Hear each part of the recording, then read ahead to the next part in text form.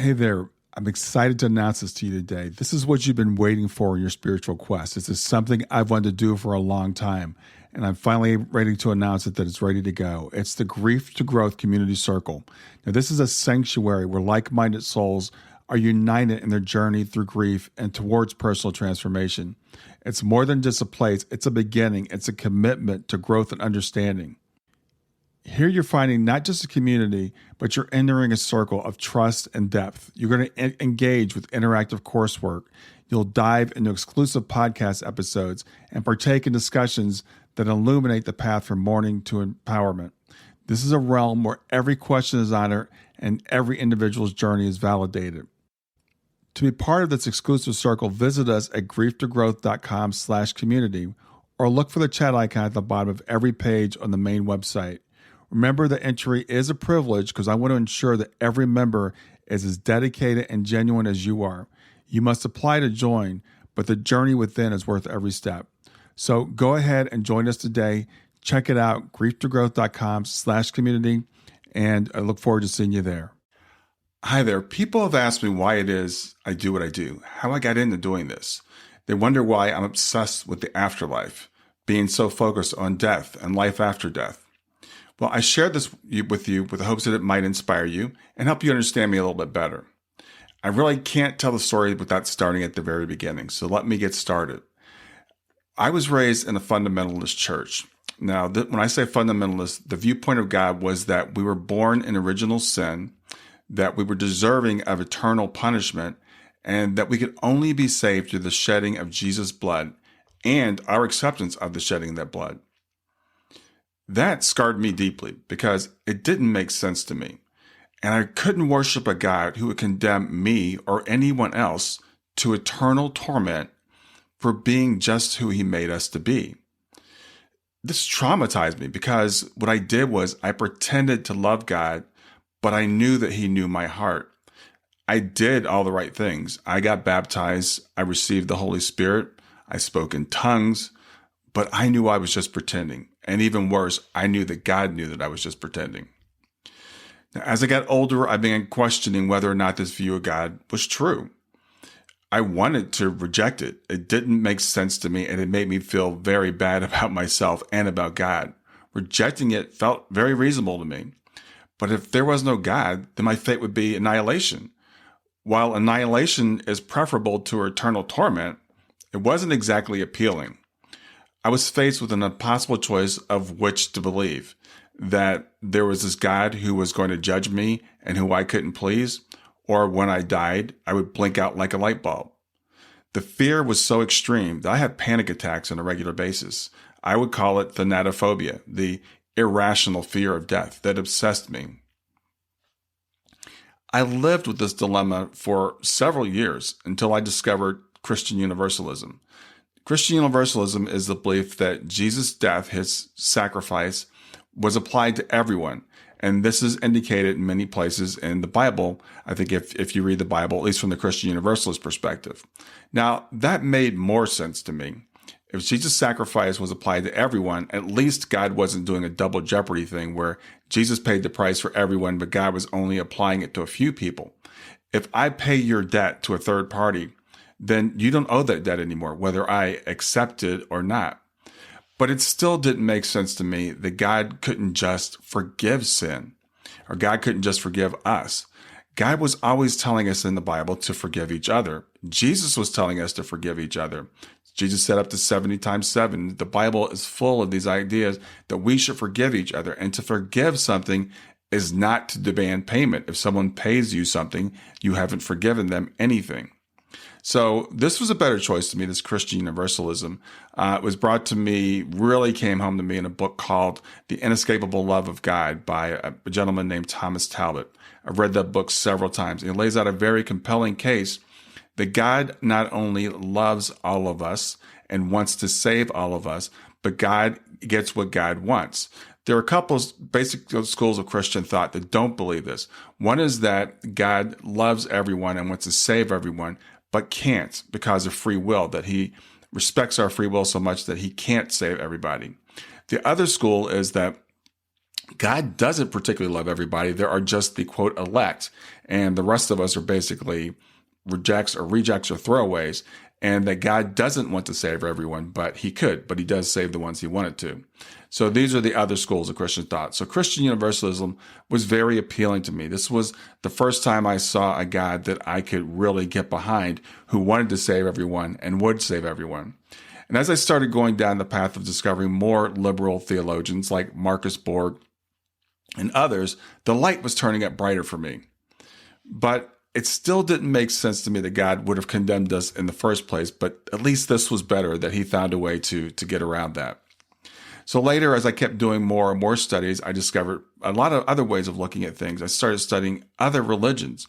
So I studied Buddhism, Hinduism, Judaism, Taoism, Kabbalah, and a lot more. And as I studied other religions, I saw they had so much in common, so much of what they taught overlapped, and we tend to focus on the differences. But what they had in common, I felt like that's kind of where the truth lied. And then they also, amazingly enough, aligned with the teachings of Jesus. And I've always respected the teachings of Jesus. I still do until this day. So I became a bit more comforted that there was a greater truth out there. And I accepted that the afterlife was real based upon my studies of these religions, but also on reason. I think it just makes reasonable sense, on science, like recent scientific discoveries, particularly philosophy, etc. So I became fully convinced of the reality that we all survive bodily death, and that none of us is cast into eternal punishment. And again, this conclusion was based on years of study, and that became the foundation for my life. And finally, I was comfortable with who I was and why I was here and where I was going. But then fast forward to June 24th of 2015. That was the day that my life ended in a very real sense. That was the day my 15-year-old daughter, Shayna Elaine, suddenly passed away. It was completely unexpected. On June 23rd, my life was normal. By June 25th, it would never be normal again. I couldn't eat. I couldn't sleep. I couldn't imagine living another day, let alone the decades everyone told me I would have to endure walking this earth. I would say, no, you don't understand. I don't want to be here. Now, someone who loses a spouse is called a widow or a widower. A child who loses a parent is called an orphan. Losing a child is so horrific, there's no word for it in our language for the parent that's lost that child. It's something that we don't even like to think might happen. When a parent loses a child, you want to know where your child is. You want to know that your child is okay. And really, you want to be with your child, especially if that child is a minor like my daughter was. But you know you have to be here. You have to be here on this earth and continue your life. But all I wanted to do was be with my daughter again. Now, I wasn't suicidal, but I had no desire to live. Every morning, I would wake up wishing that this was all a dream. I would wake up feeling like this world was actually a nightmare. And then reality would strike me again every single morning. And I had this reaction in my stomach, in my gut, where it was like someone had punched me. It would literally take my breath away. At that time, I couldn't even imagine the transformation that I would make over the next seven and a half years at this point. I knew that I would never be the person I was before her death, but I didn't even want to heal. I thought the best tribute that I could give to my daughter was to have people say, he was never the same again, because I lived such a miserable life and never had any joy in my life. And I intended to live a life of misery for however long I was going to be here. But I realized that I couldn't continue this, and I thought I should seek counseling. So I did. I went to a traditional grief counselor a few times, and my wife and I actually went to a group counseling session a couple of times. And I remember one in particular. And this was 7 years ago, over 7 years ago at this point, but I remember it like it was yesterday. There was a woman in the meeting whose daughter had passed away, I think about a decade earlier. And this woman was so bitter. She was so angry, so difficult just to be around, like it just happened the day before. I knew when I walked out of that meeting, I did not want to be that person. If I was going to stay on this planet, which I guess I was decided I was going to do, I knew that I could not continue on the path I was on. I was forced into healing. I had no choice. The option of being with my daughter wasn't available with me. I couldn't go be with Shayna right now. My wife and my other daughter needed for me to be here. Being miserable wasn't an option either, because I didn't want to do that to my wife or my daughter or my other daughter or anyone else around me. The only option remaining was to heal. And to heal, I had to grow. So staying the same was not an option. So back to the books. I poured myself into learning everything I could about life, the purpose of life, where we come from, and where we go after we die. I studied philosophy. I studied metaphysical schools of thought. I looked at cutting edge science, including what I could understand of quantum physics or quantum mechanics. I looked at mediumship. I looked at near-death experiences, after-death communications. Some of the studies I had started earlier before Shayna passed, and I mentioned I was pretty convinced of the afterlife even before Shayna passed away. But I had a pretty good understanding when she passed, nothing like I have now, 7.5 years after really doubling down on my studies. Now, relatively soon after Shayna passed, another thing I did, besides going to traditional grief counseling, was I joined an organization called Helping Parents Heal. And I was a member first, and I was a volunteer, group leader, and actually I'm still with Helping Parents Heal to this day, and I'm a board leader with Helping Parents Heal. I've found that Helping Parents Heal and other peer-to-peer organizations can be extremely helpful to people in grief. Peer-to-peer groups have helped me tremendously, and I'm still in several groups. Many of my clients have actually found me through some of these groups. They became clients when they realized they wanted something more than just a peer-to-peer group. They wanted someone who was dedicated to their healing, someone who could listen to them and they wouldn't feel selfish for pouring their guts out, someone who wouldn't find what they were saying strange, and someone who could offer a tried and true way of moving forward quickly. So as a volunteer with Helping Parents Heal, going back to the early days, I spoke with hundreds of parents who have lost children. Running the meetings and bringing in guests in these conversations, I learned what it takes to integrate grief into your life. I met dozens of experts in grief and afterlife, and I met near-death experiences, people who have overcome all kinds of tragedies. This was a crash course in everything I needed to start Grief to Growth, which I started in 2019. Once I was on my way to healing, I became a certified life coach and I became a grief educator. And I continue to add to my tool set that I use with my clients. I'm also a mental fitness trainer. I teach a method of thinking called positive intelligence. And that adds on to the other things I teach, and that helps us to cement in these ideas. Because as we start to grasp these new ideas, we have these internal voices called saboteurs who will tell us that they're not true. It's too good to be true. This can't possibly be. And we all have these internal things that we wrestle with. So positive intelligence helps us deal with that.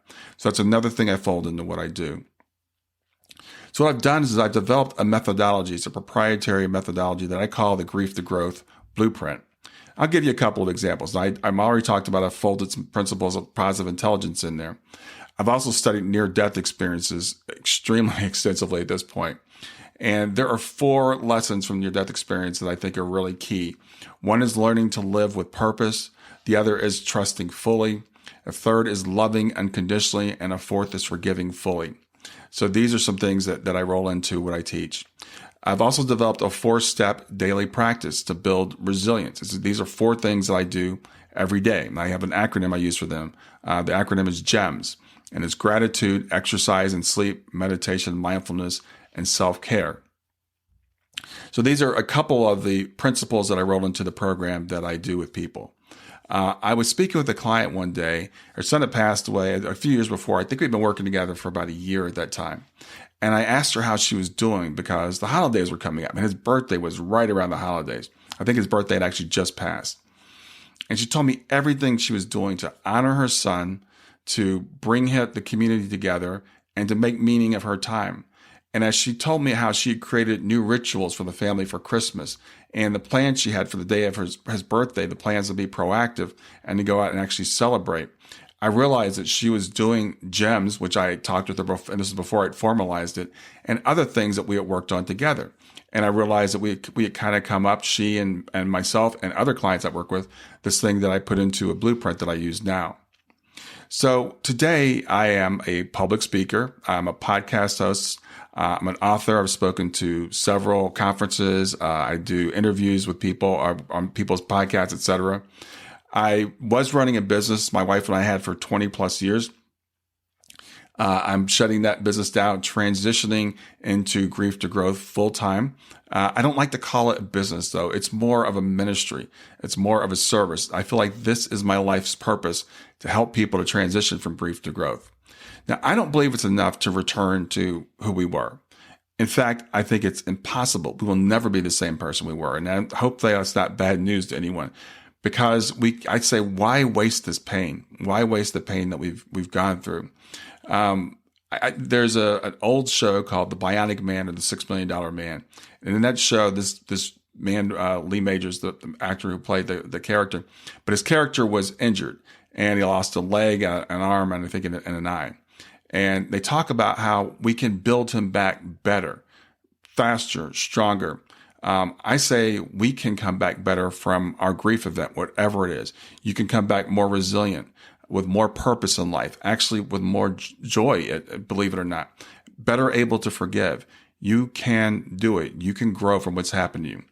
I can say confidently, 7.5 years after my daughter passed away, that I not only survived, but I have actually thrived during that time. So that's my story. I hope you find it interesting. If you have any questions, please let me know. I'd love to answer them for you. Have a great day. Hi there. I hope you enjoyed this latest episode of the podcast, and I'd love to hear your thoughts. What questions came up for you? What did you like about it? What didn't you like about it? I invite you to visit us at grieftogrowth.circle.so. That's growth2growth.circle.so to continue the conversation with me and with other listeners. It's a space to sound off, to share reactions, and to go deeper into the topics from the show. I look forward to chatting more, and I hope to see you there.